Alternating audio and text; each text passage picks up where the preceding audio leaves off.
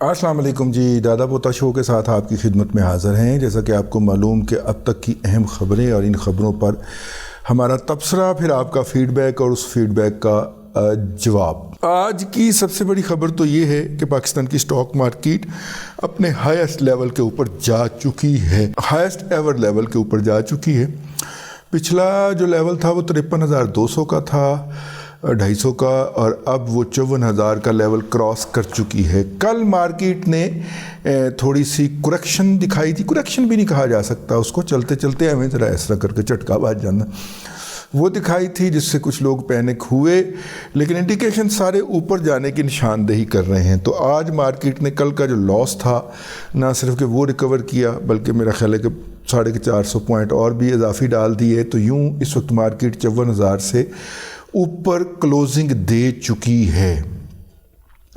اگر ہم اس کے ساتھ ساتھ دیکھیں روپے کے لیول کو، تو روپیہ جو ہے آئی ایم ایف کے ساتھ 2 نومبر سے شروع ہونے والے مذاکرات جو کہ 18 نومبر تک جاری رہیں گے، اس دوران روپے کو جو ایک ڈنڈے کے ساتھ ہانکا جا رہا تھا وہ آفت صاحب نے اٹھا کے ڈنڈا سائڈ پہ رکھ دیا۔ تو ظاہر ہے کہ نہ اس دوران ہماری برآمدات میں اضافہ ہوا، نہ بڑے سرمایہ کاروں نے جنہوں نے ڈالر کو سرمایہ کاری کا ایک بہترین انسٹرومنٹ بنا رکھا ہے، نہ وہ جاری ہوا، اور نہ ہی افغانستان کو جو ڈالر کی سمگلنگ ہو رہی تھی وہ رکی، بلکہ اس کے برعکس پاکستان کے وزیر اعظم جو کہ خود بھی پختون ہیں اور بلوچستان کے پختون ہیں، جن کا زیادہ فریکوینٹ انٹریکشن رہتا ہے افغانستان کے ساتھ، جناب انوار الحق کاکڑ صاحب، انہوں نے جو ہے وہ یہ اعلان کر دیا کہ جن کے پاس قانونی دستاویزات تھیں ماضی کے اندر یا حال تک اور وہ ایکسپائر ہو چکی ہیں، اس کے اندر آٹومیٹیکلی توسیع سمجھی جائے، اور وہ لوگ جو ہیں ان دستاویزات کے اوپر پاکستان میں ایک جگہ سے دوسری جگہ حرکت کر سکتے ہیں، اور جو توسیع شدہ مدت ہے اس دوران بھی اس کو ویلڈ ڈاکومنٹ سمجھا جائے۔ صرف پاکستان سے ان لوگوں کو واپس بھجوایا جا رہا ہے جن کے پاس کوئی بھی کاغذ نہیں ہے، اور وہ کوئی بھی کاغذ بنانے کو تیار بھی نہیں ہے، بلکہ آگے سے آنکھیں نکالتے ہیں کہ یہ ہمارا ملک ہے اور ہمیں اپنے ملک میں رہنے کے لیے کسی کاغذ کی ضرورت نہیں ہے۔ حالانکہ ان دریدہ دہنوں اور عقل کے اندھوں کو یہ بات توجہ دلائی جائے کہ جس طرح ہمارے ہاں نادرا کا سسٹم ہے، اس طرح انگریز امریکی جب رہے ہیں امریکہ کے اندر، ہم نے بھی امریکیوں کو کہنے پہ کیا ہوا ہے یہ نادرا، لیکن امریکن جو رہے ہیں افغانستان کے اندر، انہوں نے اس دوران وہاں پہ بھی ایک نظام متعارف کروا دیا ہوا ہے۔ تو اگر آپ ہمارے سسٹم کے تحت رجسٹر نہیں ہونا چاہتے تو پردی طرف جا کے ان کے سسٹم کے تحت، جو کہ بنیادی طور پہ آپ کا سسٹم ہے، اس کے تحت رجسٹر ہو کے پھر آ جائیے ویزا لے کے۔ پاکستان کے نمبر آف ویزاز دنیا کے اندر کسی ملک نے کسی کو جاری نہیں کیے ہوں گے جتنے ویزے جو ہیں ملٹیپل انٹری کے ویزے پاکستان نے افغانستان کے لوگوں کو جاری کر رکھے ہیں۔ یہ بات ریکارڈ کے اوپر، تو میں نے کہا یہ یاد دہانی کرواتے رہنا چاہیے، پروپیگنڈا بہت ہے، ہماری سنتا کون ہے، لیکن پھر بھی ہم اپنی تو بات کرتے رہے نا۔ تو خیر جناب، یہ ایک تھا۔ معاشی خبروں کے اندر جو ہے وہ تیسری خبر یہ ہے کہ پاکستان کو اس بات کی امید ہے کہ پاکستان کا جو شیئر ہے ریکوڈک کے اندر، وہ جو ہے وہ خرید لے گا سعودی عرب، اور سعودی عرب جو ہے اس کے پاس خود بھی ویسے سونے کی بڑی کانیں ہیں، خاص طور پہ مدینہ کے ارد گرد، لیکن یہ ہے کہ وہ خرید لے گا اور اس کے بدلے پاکستان کو 10 کئی ارب ڈالر جو ہیں وہ مل جائیں گے۔ یہ بھی پاکستان کو توقع ہے، امید ہے۔ یہ ہو گیا جی، یہ بھی خبر ہو گئی۔ میرا خیال ہے کہ اس کے علاوہ جو نجکاری ہے اس کے راستے میں جو رکاوٹیں ہیں ان کو دور کرنے کے لیے کابینہ کی جو خصوصی کمیٹی ہے اس کا اجلاس ہے، اور اس اجلاس میں جو ہے وہ اس امر کا جائزہ لیا گیا ہے کہ جناب کس طرح سے ہم یہ چیزیں فوراً ان کو پرائیویٹائز کر دیں. دوسری طرف سے پیپلز پارٹی جو ہے وہ خم ٹھونک کے پی آئی اے کی نجکاری کے خلاف میدان میں آ گئی ہے. ظاہر جعلے بھرتی کروائے ہوئے ہیں انہوں نے, ٹھیک ہے, تو وہ اس کے اندر اطلاع یہ ہے کہ ہم پی ٹی آئی کو اس کو نجکاری نہیں ہونے دیں گے پی آئی اے کی. اچھا جی, امریکہ کے اسٹیٹ ڈپارٹمنٹ نے کہا ہے کہ ہم نے پاکستان میں انتخابات میں حصہ لینے والے امیدوار یا پارٹیوں کے بارے میں کوئی رائے سازی نہ کی ہے, نہ ہم کرنے کا ارادہ رکھتے ہیں. یہ انہوں نے اس لیے کہا کیونکہ ان سے ایک سوال پوچھا گیا تھا یا پوچھوایا گیا تھا کہ پاکستان میں پی ٹی آئی کو الیکشن میں حصہ لینے کی اجازت نہیں دی جا رہی. انہوں نے کہا کہ ان انتخابات کے اندر ہماری کوئی پسندیدہ یا ناپسندیدہ پارٹی نہیں ہے, تو ہم نے اس کے بارے میں کوئی رائے نہیں دینی, یہ پاکستان کا اندرونی معاملہ ہے. اور اس کے علاوہ وفاق نے اس بات کا جائزہ لینے کے بعد کہ ڈسٹریبیوشن پاور کی جو ڈسٹریبیوشن کمپنیاں ہیں ان کے اندر یہ صلاحیت نہیں ہے صوبوں کے اندر کہ وہ ان کو سنبھال سکیں, تو لہٰذا ان کی صوبوں کو منتقلی جو ہے اس کو عارضی طور پر مؤخر کر دیا گیا ہے. کیسا 1000 جو ہے ایک بجلی کی لائن ہے جو کہ ورلڈ بینک کی فنانسنگ سے ہو رہی ہے, اور تاجکستان سے یہ چلے گی, کرغزستان سے یہ گزرے گی, افغانستان سے یہ گزرتی ہوئی جو ہے وہ پاکستان آئے گی, اور پاکستان یہ 1000 میگا واٹ بجلی پہنچائے گی. اچھا, بائی دا وے یہ 1000 میگا واٹ بجلی جو ہے اب ہم خود اپنی بجلی اضافی بنا بیٹھے ہیں. اس کا پروجیکٹ ہم نے تب شروع کیا تھا جب پاکستان کے اندر شارٹیج تھی, لیکن پھر درمیان میں مشرف دور کا شروع ہوا یہ درمیان میں پھر نواز شریف کی حکومت آ گئی. وہ آپ کو پتہ ہے نواز شریف جب آتا ہے تو پھر بڑے بجلی گھر بناتا ہے, اور جب وہ بڑے بجلی گھر بناتا ہے تو بجلی جو ہے وہ ابنڈنٹ ہو جاتی ہے ہمارے پاس, جس طرح کے 96 97 98 والے دور کے 97-98 والے دور میں ہو گئی تھی, اگر آپ کو یاد ہو تو, ٹھیک ہے. اور اس سے پہلے ظاہر پیپلز پارٹی کا دور تھا دوسرا, اور اس نے آئی پی پیز لگوائے تھے, تو ان آئی پی پیز کو ہم ہینڈل کر گئے تھے, اور ہم تو انڈیا کو ایکسپورٹ کرنے لگے تھے. پھر انڈیا کے ایک سردار جی تھے جو منسٹر ہوتے تھے, انہوں نے کہا انہوں نے چوتھے کے دن کھپ پا بہنی جے ان کی اپنی جو گروتھ اس طرح چلتی رہی تو ان کو بجلی کی ضرورت پڑ جانی ہے اس کی. تو پھر ہم نے دیکھا کہ 2008 میں آ کے وہ جو آئی پی پیز تھے وہ ہمیں کم پڑ گئے, تو پھر ہمارے ہاں دھڑا دھڑ لوڈ شیڈنگ شروع ہو گئی. تو اب جو ہم بجلی بنا بیٹھے ہیں یہ کم از کم اگلے 10 سال تو ہمیں مزید بجلی کی ضرورت نہیں ہے, بجلی کے کارخانوں کی. اگرچہ چینی کہتے رہے کہ آپ کو اتنی بجلی کی ضرورت نہیں ہے, لیکن شہباز شریف تھا وہ ایک اور بجلی کا پاور پروجیکٹ, ایک اور بجلی کا پاور پروجیکٹ لگواتا رہا. اور اب شہباز شریف صاحب جو ہیں وہ مطلب کہ اس کے بعد پھر بجلی زیادہ ہو گئی تھی, تو پھر انہوں نے اپنے 16 ماہ کے اس کے اندر ٹینیور کے اندر جو تھا وہ سولر کو بڑا ڈسکریج کیا ان صاحب نے, جس کا نام شہباز شریف ہے. عجیب احمق قسم کے آدمی ہیں. اور خاص طور پہ یہ جو ہے انہوں نے لاہور کے اندر یہ جو میٹرو اورنج بنوائی ہے, یہ میٹرو اورنج کا تک ہی نہیں بنتا تھا, اس کی جگہ جو ہے وہ آپ سکھر حیدرآباد موٹر وے مکمل کروا سکتے تھے, آپ ریلوے کا ٹریک جو ہے وہ ڈبل کروا سکتے تھے, لاہور سے اسلام آباد کا ٹریک ڈبل کروا لیتے, یا کراچی سے لاہور کا ڈبل کروا لیتے. اتنے کے پیسے اس پہ لگے ہیں اس ٹرین کے اوپر, آپ کا جو ہے وہ سفر کا وقت جو ہے وہ 3 سے 4 گھنٹے کم ہو جاتا ہے. یار 1993-94 کے اندر لاہور سے کراچی شالیمار ایکسپریس جو تھی وہ 16 گھنٹوں میں پہنچا کرتی تھی, ٹھیک ہے, اور اب 16 گھنٹے کے اندر کوئی ٹرین نہیں پہنچ پاتی. اس کا مطلب ہے ٹریک ہمارا خراب ہو گیا ہے, خاص طور پہ جہاں پہ کوئی حفاظت نہیں ہے, جہاں پہ وفاق کا ہر یونٹ جو ہے وہ لوٹنا ہے اور لوٹ کے گھر لے جانا ہے. میں بات کر رہا ہوں سکھر سے حیدرآباد کے درمیان اتنی ویک ہے, روزانہ ہی کوئی نہ کوئی کہیں نہ کہیں سے اتار کے پیچ اس کے بیچنے کے لیے بازار میں لے جا رہا ہوتا ہے. بس ہمارے بچوں کا شغل یہ بنا ہوا ہے اور کوئی حفاظت کرنے والا نہیں ہے. اور اب وہاں پہ نیا ٹریک چاہیے ہمیں جدید, جس کے کوئی جو ویلڈنگ ہوا ہو, جس کے کوئی ٹانکے جو ہیں نا وہ پیچ اور فلیش پلیٹیں جو ہیں نا وہ نہ اتاری جا سکیں. اور میرا مطلب ہے کہ اس طرح کا کم از کم چلیں یہی سیگمنٹ کر دیں, ہم 16 گھنٹے میں ہی یعنی 30 سال پہلے والی سپیڈ پہ ہی ہم کراچی پہنچنا شروع ہو جائیں اور کراچی والے لاہور پہنچنا شروع ہو جائیں, لیکن ایسا انہوں نے نہیں ہونے دیا.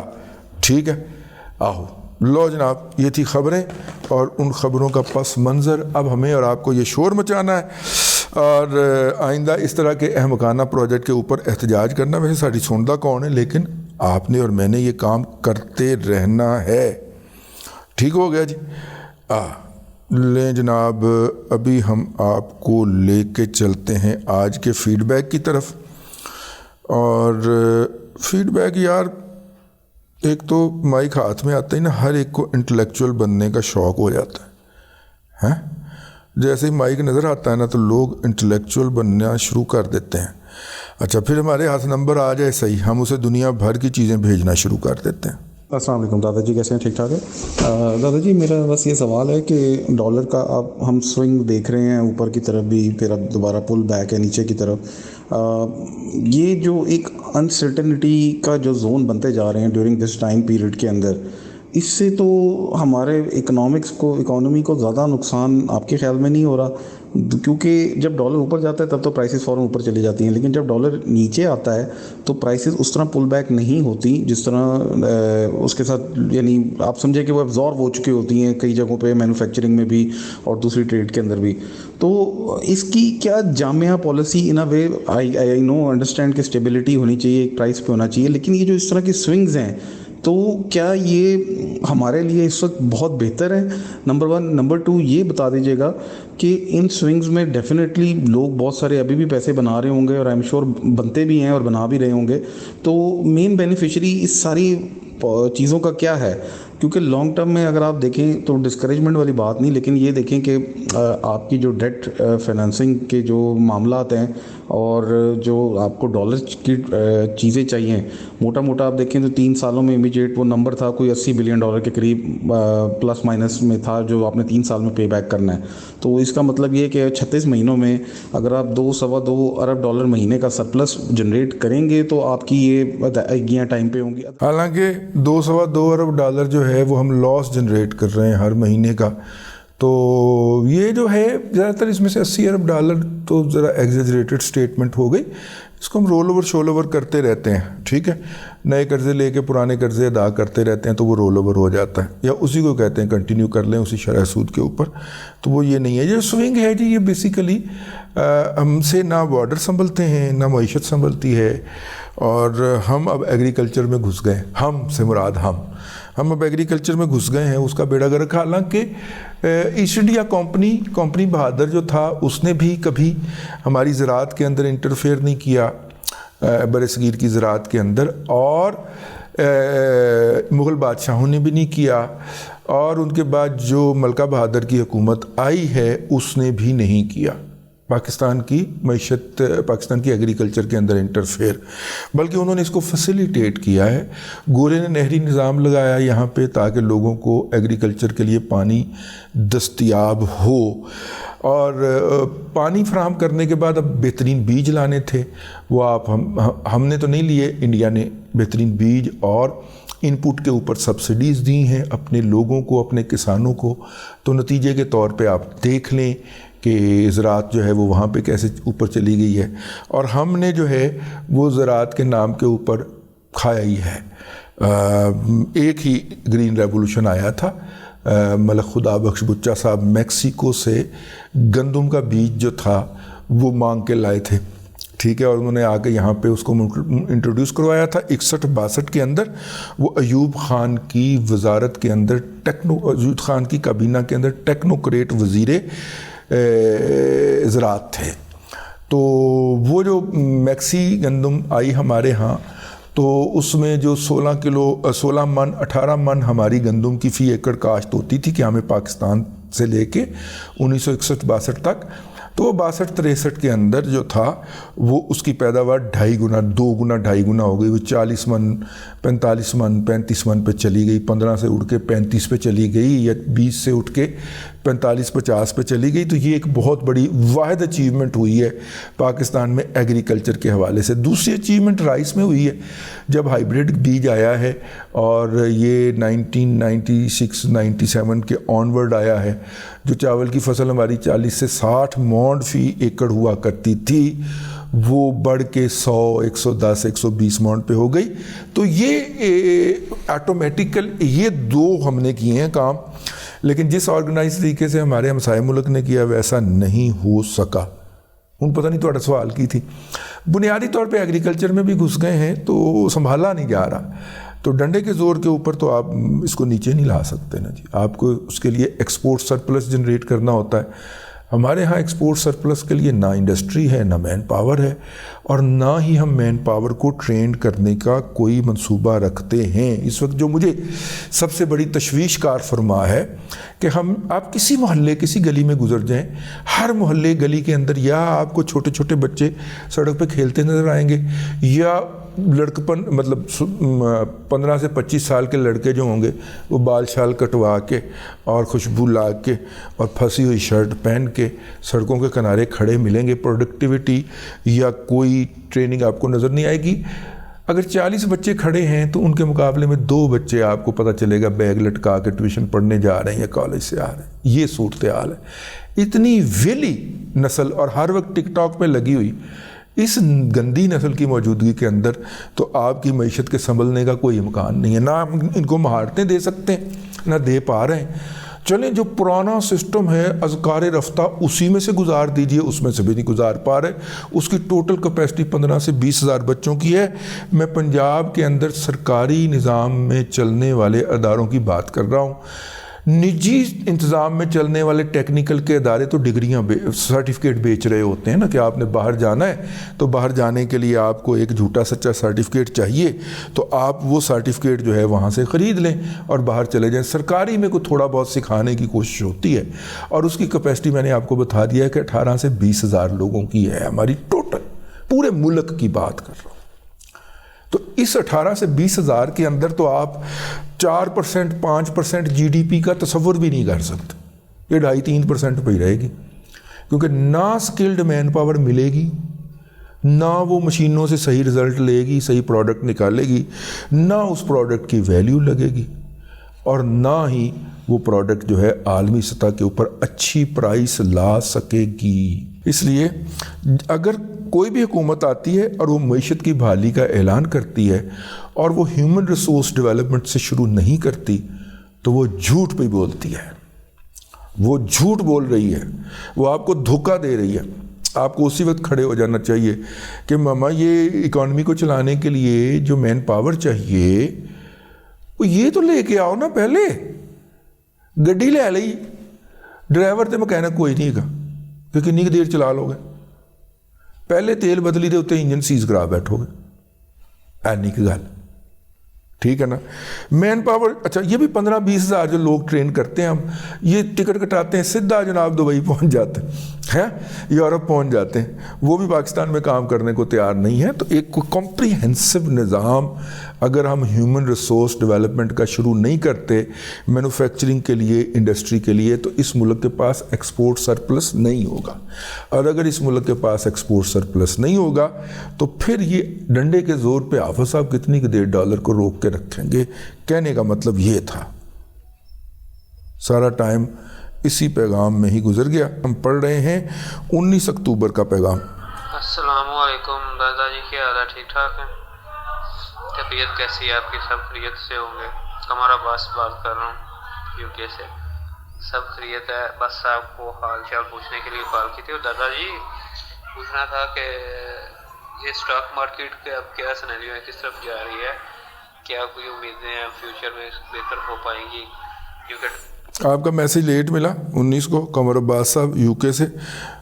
یہ میرا اتنا لمبا ہاتھ نہ پوچھیا کرو یار, تھوڑی مہربانی, سوال مختصر کریا کرو. مارکیٹ اتنے ٹر پہ یہ پائی ٹھیک ہے. اور पलियो पली पई हुई है, दौड़ी जा रही है मार्केट। अगरचे मुझे पाकिस्तान स्टॉक एक्सचेंज में काम करने का कोई तजुर्बा नहीं है, ना ही मेरे किसी रिलेटिव को या किसी दोस्त वगैरह को है, लेकिन फिर भी मेरा इस पर ट्रस्ट इसलिए होता है कि भाई एक पाकिस्तान का अप्रूव्ड सिस्टम है, तो यकीनन इसमें धोखे की कम तरीन गुंजाइशें होंगी। तो अगर आप इस हवाले से कुछ बता दें तो मेहरबानी होगी। कई ऐसे दोस्त हैं मेरे, मैंने उनसे बताया, बात की तो उन्होंने कहा यार मुझे भी नहीं पता, मैं आपके व्लॉग्स वगैरह सुनता रहता हूँ। मैंने कहा यार चलो यहीं से पता लग सकता है ज़्यादा, अगर आप बता दें तो मेहरबानी होगी। भाई अगर हमारे व्लॉग वगैरह सुनते रहते हैं तो आपको ये पूछने की ज़रूरत नहीं होनी चाहिए, हम क्योंकि हम बयान करते रहते हैं और बहुत ज़्यादा बयान करते हैं इस मसले के ऊपर, ठीक है ना। आप कुछ पुराने व्लॉग जो हैं ये सुन लीजिए, दादा पोता शो के ऊपर बाकायदा पड़े हुए हैं कि आप स्टॉक मार्केट में कैसे ट्रेड का आगाज़ कर सकते हैं।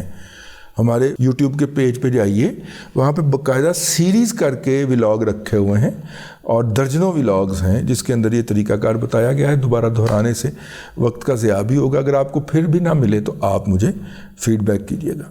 अब तक के लिए इतना ही। अगले दादा पोता शो में फिर मुलाकात होगी। अल्लाह आपको आसानियाँ अता करे और आसानियाँ खल्क़े खुदा में तकसीम करने की तौफ़ीक़ अता करे।